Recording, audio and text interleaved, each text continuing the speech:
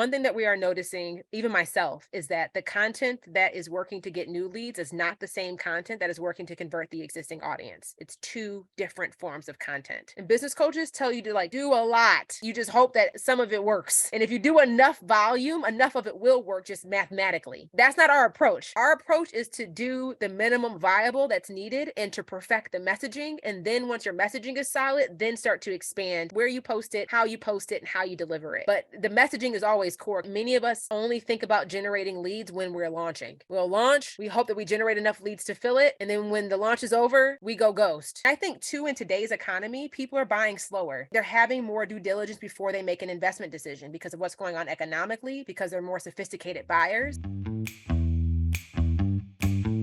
Dawn, you are up next, hot mama. Let's get it cracking. Oh, let's do it. Let's do it. Wow. All right. Well, that was great. Just mapping out the customer journey with Angela. I was also taking like a ton of notes. Absolutely. But I'm excited because I recently finished lean launch number 2. So I've been about 6 months into leverage. And so far collected total revenue generated has been $21,650. It's coming along. It's coming along. You know, trying to double and triple this bad boy though in the next 2 launches though. Let's make it happen. So that's what I'm trying to lean into for these next launches. So one of the really interesting things that I've noticed during this entire process is that 2 of the people who enrolled in the program came from referrals, like referrals of people who weren't even in the program, but referrals of people like, you want to do a TEDx talk to Dawn. Yeah. Great, they enrolled. 2 of those people came from Clubhouse, which was stuff that I was doing like way before I even joined Leverage. And so what I'm having a trouble finding right now is I went back and I have both of my lean launch scorecards pulled up. I haven't sent the team yet my second one, but I promise I'll send it very soon. And I had a great call with Keisha the other day when we were trying to figure out like what exactly are people like responding to? What videos are people responding to? Because I'm trying to like reverse navigate, trying to see what's actually working in terms of the live content. And so what I did was I went back to all my analytics. You mean working with live to attract new leads or working with live to convert the leads that are already in your ecosystem? Both. Okay, keep going. Yeah, so I've been doing live to meet new people. Back in 2000, I was 100% on Clubhouse, double down on Clubhouse. 2021, 22, started switching a little bit more into these LinkedIn lives. I've been streaming on StreamYard, so I'm live on like every damn thing. And then, you know, I have my phone for Instagram. So what I've started to notice, and I guess what my big question is, I've realized that the people who have enrolled, there's one main kind of video that they're really, really into. It was called How Ali and Poonam Landed Their TEDx Talks. And the one before that from lean launch number 1, the title was How I Landed a TED Talk Without Being Known. Okay, so you probably could string out when it comes to landing a TED Talk, what are 8 or 9 prongs that come with it? How to land it when you're not known, how to land it when you're not ABC 1, 2, 3. When you're not like a public speaker, when you're not like, you know, on a billion social media sites. So yeah, that's a possibility of how to string this around. You already got me thinking. Okay. I don't even know your question yet, so let me pause. I'm just taking like, those of you guys who are new to me, my brain moves like really fast and usually way faster than my mouth can. So sometimes I just have to like, Jay, you got to just shut up, let your brain like do what it does and like, let them finish. So my bad, but keep going. No, it's good because that's part of my iteration is like I'm seeing that some of these videos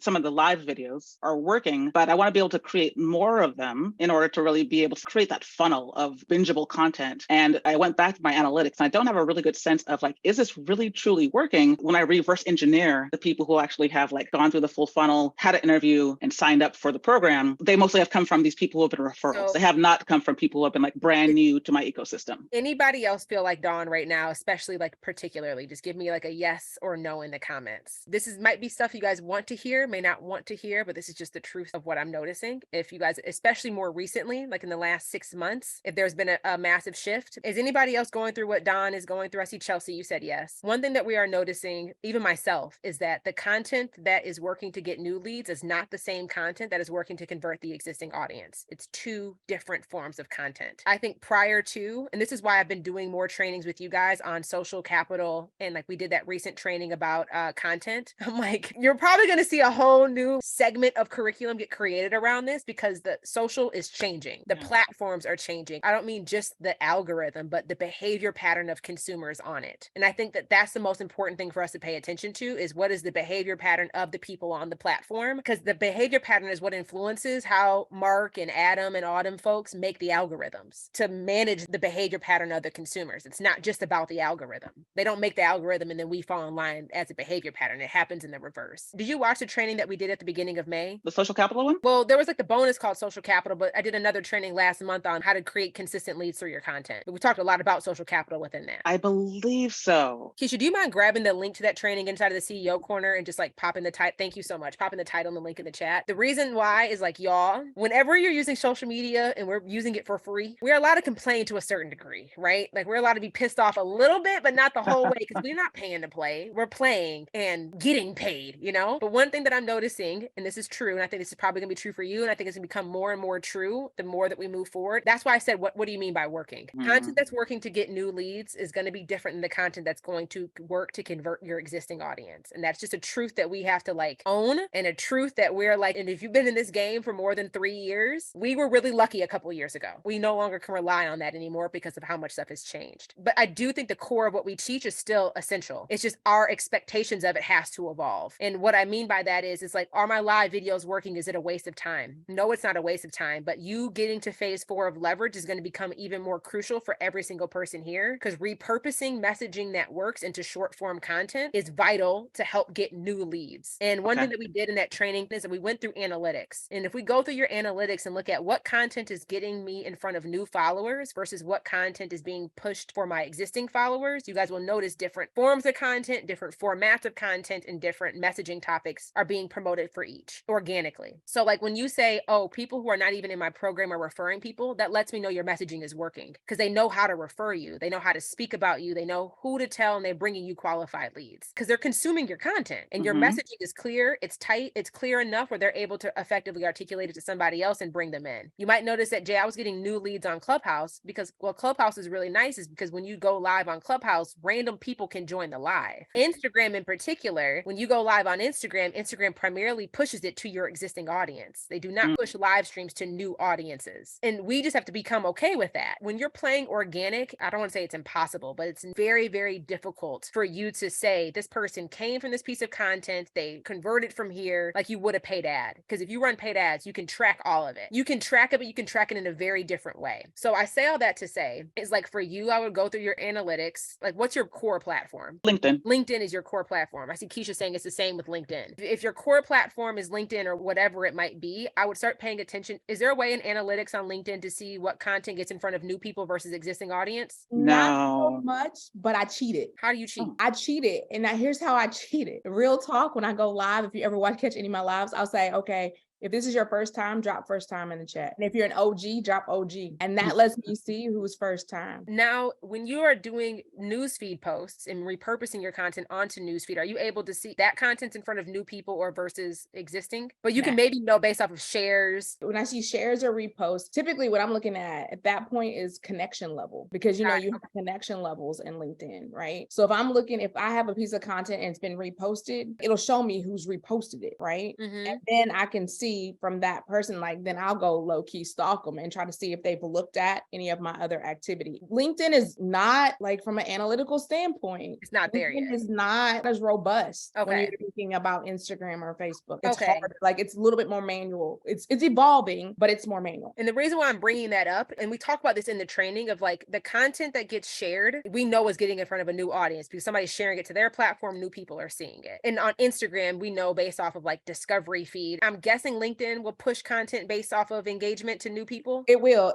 Because just really quickly, whenever you drop a post, LinkedIn tests it first, and it tests it with your existing audience first to see if it actually vibes with your existing audience. If it does, and they pick it up and they start like interacting with it, and it gives it assigns it the points, then it'll start branching it out to their people. Got it. And then that's how it kind of spreads. But I would imagine it's similar with even Instagram or with any platform. They see how it performs with your existing audience. What I'm noticing too, even with Instagram, Instagram is like content is having a longer lifespan than it used to. And I think more like LinkedIn. LinkedIn and TikTok have like long lifespans of content. You can post today. I'm noticing the content that for me that's performing the best, it'll be like slow in the beginning. Oh, it's performing well, but then it'll start to have like a hockey stick effect if I were to look at a graph where like 2 days from now, 3 days from now, 4 days from now, a week from now, it's still getting reach and getting traction. So the reason why I'm saying that is, y'all, the day of being a lazy marketer or being like I posted is coming to a halt. It's really difficult, especially with Chat GPT and like all this other stuff. People now are creating even more content that's saturated, watered down, lacking perspective, generic, whatever. So I'm saying all that to say the process that we do here, there's nothing about it that I would even change. I think everything we do here is still effective because we need to know that your messaging works to attract qualified leads. That's core issue number one. Do I know how to properly articulate my messaging to convert a qualified lead? And we know that to be true for where you're at. You're asking the right questions of what messaging was effective to convert my best clients. And you're noticing that how to land TED Talks is a core problem aware type of topic that your people really, really do desire. I would probably sit down and say, okay, what are 15 different angles of positioning? I can hit this one core message. This is where you can start using some of these softwares like Chat GPT, Answer the Public, if you need to like source ideas and content of how to land a TED Talk when, or what are the big, I'd go through what are all the objections that your people think and have as to why they can't land a TED Talk.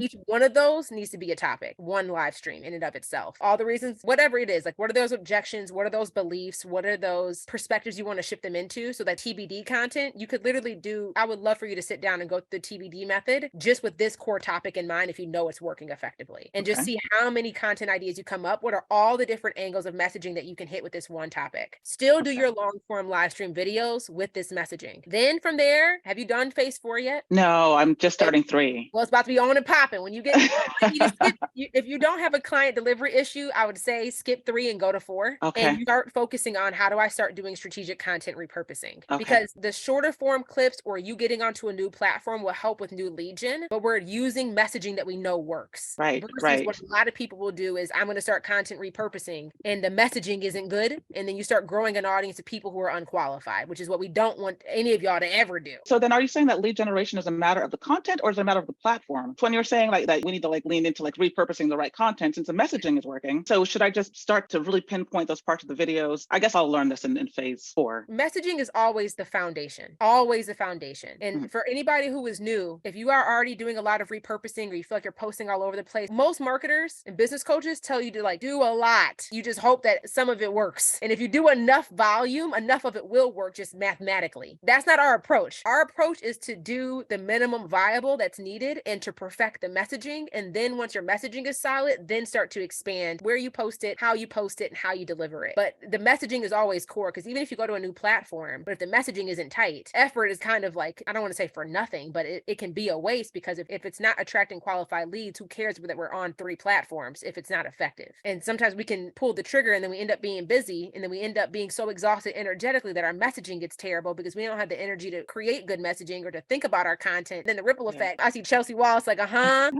we've all been there. And I know I've been there. I started doing too much. And it's like, girl, sit your behind down, focus on one platform, get like dial that bad boy and operationally standardize it before you start doing extra stuff because you only have so much capacity to do it all. But the reason why I say other platforms are effective, and I'd say for most of us, somewhere where you can do long form video, but podcasts for our people, if your people are private decision makers or silent action takers, podcasting is almost, we might overhaul leverage next year to incorporate more of this. You guys are going to get more trainings around this, but I might force like live stream, podcast, then do reels or some other stuff because most of our buyers, I'd say for most people in here, there's public action takers or public engagers. There's those private decision makers and those silent action takers, right? There's public, private, and silent. 70% of my buyers are private and silent. Y'all will lurk and watch and listen and you'll wait for your moment, then you will bounce and apply. And then after you pay, then you might follow me. I see Chelsea Wall's like, yeah, then you might.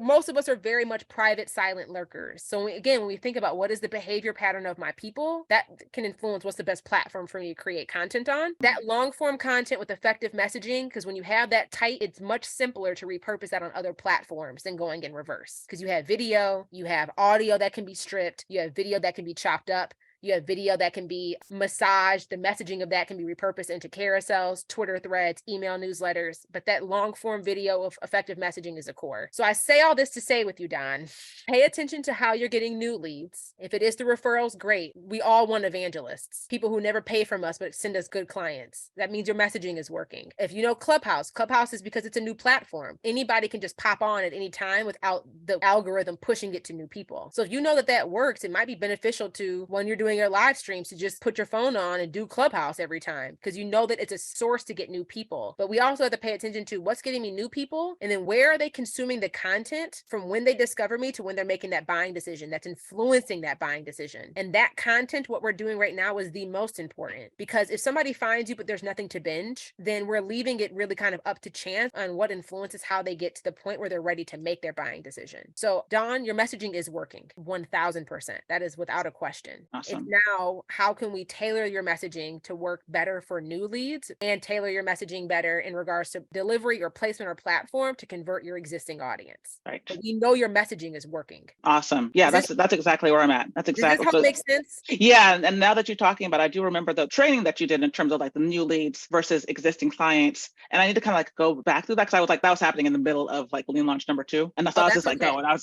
just doing it. I was just like, okay, I'll come back to this later. All of us here, it's like your goal in the beginning is, how do I dial in my messaging, convert my existing audience? Once my messaging is tight, now how can I expand my capacity, because my client delivery is tight now, and I'm not doing so much customization from client to client. I now have more capacity to now go create additional content or start repurposing content to more intentionally attract new leads. But if you have shareable content, the messaging that you're doing is effective and it's working, and you're doing at least one layer of repurposing, whether that's repurposing into newsfeed posts on your LinkedIn platform so that it's easier for those to get shared, or repurposing content onto podcasts so it's getting discovered by new people, or if you already know Clubhouse is working and you're already going live, I'd probably just would throw up my phone at the same time. Social organic content, like, I shouldn't say it's requiring more work, but there are more layers than it used to be. I feel like when I first started, I could go live, and Facebook and Instagram were promoting my live to as many new people as they were to my existing audience. They're not doing that anymore. But that's not because the algorithm changed. It's because the behavior pattern of how people use the platform is changing. And I think that's the more important thing that we have to pay attention to. So your messaging is working. That's the hardest battle.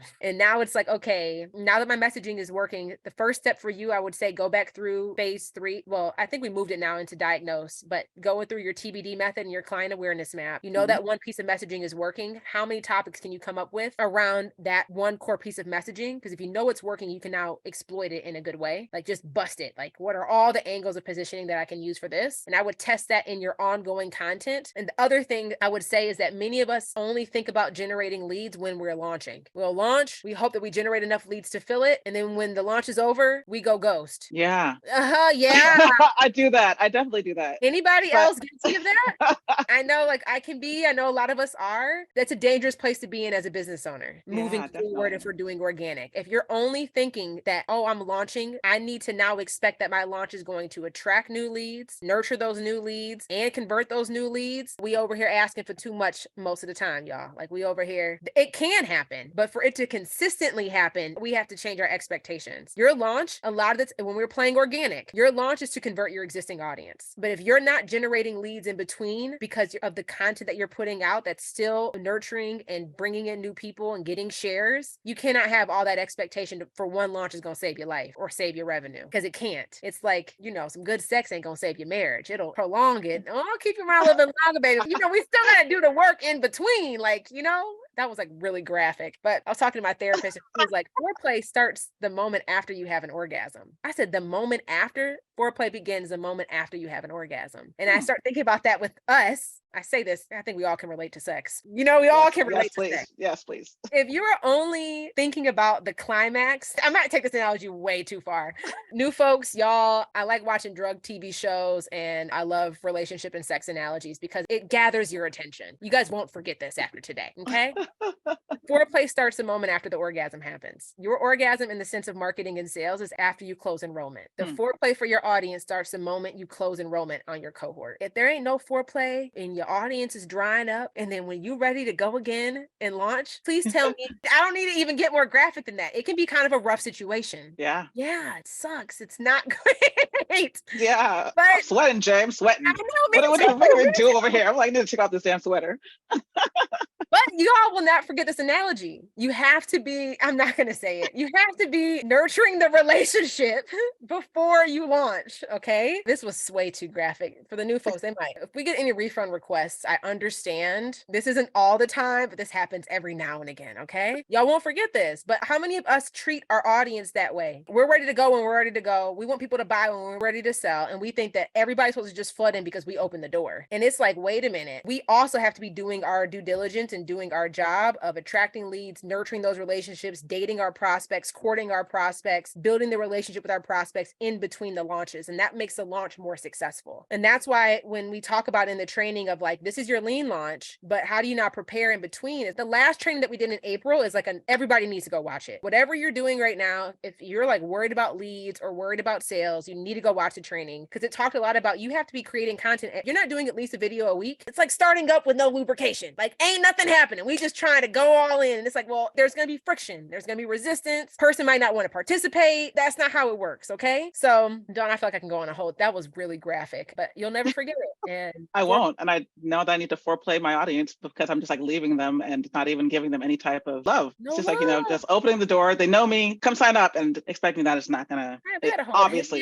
Tisha, you have something? Yeah, and mine is not gonna be graphic like that. Although I was like feeling that whole situation. I was like, yeah, that is it. Okay, but I will say too, to your point, Jay, like I think that is also a part of understanding how quickly it's gonna take somebody to buy from you. Yes. And understanding how long does somebody have to like be down with you before they say, here, I'm ready, right? And if you just are like going hard for 3 weeks and then that's it, like I don't know you. You got to tell me more about you again. Understanding right? your sales cycle is so important. I say for 100%. most of us, it's at least 3 to 6 months for the majority, Yeah. if not more. I did a poll on LinkedIn where I asked people, how long have you been following me? And I put in like different little pockets just to see the people that are actual clients. I was like, yep, that makes sense. Right. So it's like, ask people questions. Yes. And to Keisha's point is like, we have to be willing to play the long game. Like your business is not going to go out tomorrow. We have to be willing to play the long game. And so much of what we teach here about generating profitable offers sooner is that you also need to have the cash flow to be able to sustain the sales cycle. And that's where we run into issues, I think, sometimes, is because the cash flow doesn't match the sales cycle. And it's like we're running in depletion mode, or it's like really scary. There's a lot of ebbs and flows. But it also goes back to like, if we're not doing our part in between launches, that's where it starts. We think it's another issue. Our problem's the issue. The promise is the issue. The price is the issue. We're not selling enough. We're not doing enough webinars. We're not like, we need to be doing more marketing. It's like, no. Right. Somebody said I lurked on your page for a year. And I think too, in today's economy, people are buying slower. They're having more due diligence before they make an investment decision because of what's going on economically, because they're more sophisticated buyers. They've been around the block. They've been burned enough times. Like they've invested in enough things that didn't live up to it. People are doing their due diligence more because the consumer base is getting smarter. And it's like, we have to think about that too, of like, okay, and what am I doing within my messaging to reduce that perceived risk? If the only time I talk to them is when I launch, I'm contributing to the risk factor. I'm not reducing it. If I'm inconsistent, that's reducing perceived risk. I mean, that's increasing the perceived risk. She barely show up. I don't even know where she be at. Or she only wants to talk to me when she has something to sell to me. You guys get what I'm saying? I see Dawn, you chuckling, but it's like, yeah,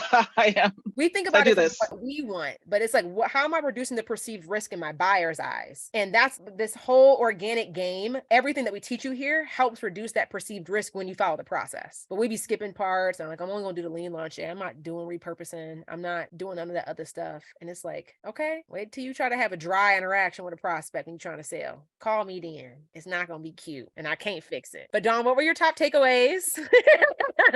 And in the comments, everybody else, let me know your top takeaways from today's hot. This was a good hot. Well, aside from sweating, I definitely am starting to see that just like leaning into the two, actually like working and cultivating those relationships with new people. Because there are new people that are kind of popping in, but I realize that I need to continue to give them content, continue to nurture those relationships. I think I will learn how to do that better with a phase 4, with actually repurposing the content. Yes. I already love podcasts and I'm already in that ecosystem. So it's kind of silly of me that I haven't already started repurposing it in that way, because it's right at my fingertips. I know how to do that. What I'm starting to take away is like utilize the tools that I can to continue leveraging those relationships, nurturing those relationships, so that I'm not just like going live and saying like, come to my application page like this. I always have the same call to action because I've only done these live videos only when I'm launching. And so I know that I need to do a better job of actually just continuing to communicate, to give value to my audience, and then to see how I can actually distinguish the content between the new audiences, potential new audiences, and existing existing audiences, and really looking at going back over specifically the content that has worked and just like fine tuning it and just putting it back out there so that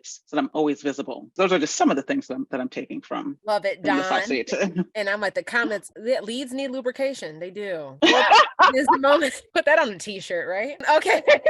Thank you, Dawn, so much. This was such a good hot seat. If you like the video you just watched, click this one. You might like it even more. Go ahead, check it out.